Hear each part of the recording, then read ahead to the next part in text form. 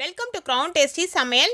Hello foodies, நான் இப்போ ஒரு டிஃபன் ரெசிபி தாங்க செய்ய போகிறேன். இந்த டிஃபன் ரெசிபி பார்த்தீங்கன்னா நீங்கள் மார்னிங் பிரேக்ஃபாஸ்ட்டுக்கும் பயன்படுத்திக்கலாம், ஈவினிங் டின்னருக்கும் பயன்படுத்திக்கலாங்க. அப்படி இல்லை ஸ்கூல் விட்டு வர பிள்ளைங்களுக்கு ஈவினிங் டைமில் டிஃபன் செஞ்சு கொடுக்கணும், என்ன செய்யறது அப்படின்ற சமயத்தில் 10 நிமிஷத்தில் உடனடியாக செய்யக்கூடிய ஒரு டிஃபன் ரெசிபி தான் இது. எப்படி செய்கிறதுன்னு நம்ம பார்த்துருவோம்.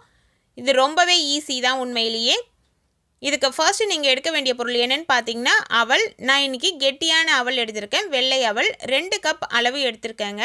கெட்டி அவலில் செஞ்சிங்கன்னா தான் இது செய்யறதுக்கு வரும். நீங்கள் அந்த பேப்பர் அவல் எடுக்க வேணாம். அவல் எடுத்துகிட்டு தாராளமாகவே தண்ணி விட்டுக்கலாம். ஏன்னா நம்ம இதை கழுவி எடுக்க போகிறோம். அவல் மேலே அந்த தூசெல்லாம் இருக்கும். அதனால் நீங்கள் இந்த அவலில் நல்லா தாராளமாக தண்ணி விட்டுட்டு நல்லா வாஷ் பண்ணி எடுத்துருங்க. 2 இல்லை 3 முறை கூட வாஷ் பண்ணி எடுத்துக்கலாம். ஆனால் நிறைய நேரம் ஊறக்கூடாது. இது போல் ஒரு ஃபில்டரில் உடனே அவலை வச்சுருங்க, தண்ணி எல்லாமே ஈரட்டும். அடிகனமான பாத்திரம் ஸ்டவ்வில் வச்சுட்டு அந்த பாத்திரம் சூடேறும் பொழுது அதில் 2 டேபிள் ஸ்பூன் அளவுக்கு எண்ணெய் விட்டுக்கலாம். உங்களுக்கு தேவை இல்லை எண்ணெய் நிறையனா 1 டேபிள் ஸ்பூன் கூட நீங்கள் குறைச்சி விட்டுக்கோங்க. அதற்கு அடுத்தது முந்திரி பருப்பு அதில் சேர்த்துக்கலாம். முந்திரி பருப்பு சேர்த்து அது பாதி அளவு கலர் மாறட்டும். பாதி அளவு கலர் மாறும் பொழுது காய்ந்த திராட்சை இதில் சேர்த்துக்கலாம். ரெண்டுமே உங்களோட விருப்பத்துக்கு ஏற்றார் போல் நீங்கள் கூடுதலாகவோ இல்லை குறைவாகவோ சேர்த்துக்கலாம். திராட்சை சேர்த்த உடனேயே லோ ஃப்ளேமில் மாற்றிடுங்க. சீக்கிரமாகவே திராட்சை நல்லா மேலெழும்பி புசு புசுன்னு பலூன் மாதிரி வந்துடும். அதற்கு பிறகு முந்திரி பருப்பு திராட்சை அதிலேருந்து எடுத்து தனியாக வச்சுட்டு 1/4 டேபிள் ஸ்பூன் அளவு ஜீரகம் தாளிச்சிடலாம். ஜீரகம் நல்லா பொரிஞ்சு வரட்டும்.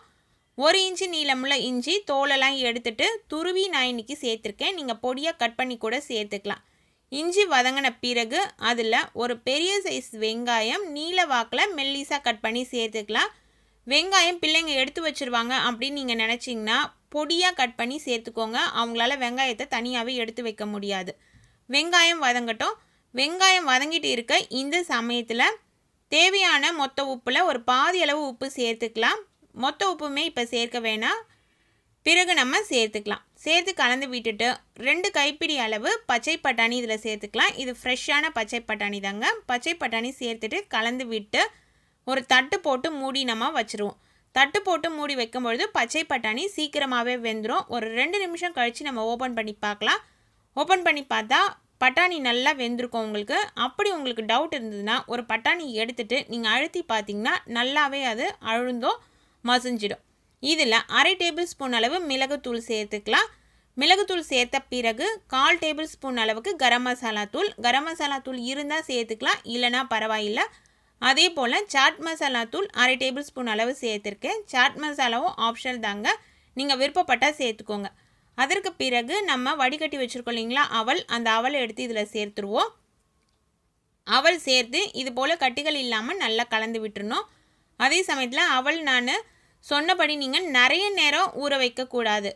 நம்ம வாஷ் பண்ணிவிட்டு உடனே அதை இருத்து வச்சுட்டு ஒரு ஃபில்டரில் உடனே நீங்கள் தாளிக்க ஆரம்பிச்சிடுங்க. அந்த டைம் கரெக்டாக இருக்கும். இப்போ கலந்து விட்ட பிறகு 1 கைப்பிடி அளவு கொத்தமல்லி இலைகள் பொடியாக கட் பண்ணி அதை இதனோட சேர்த்து கலந்து விடுவோம்.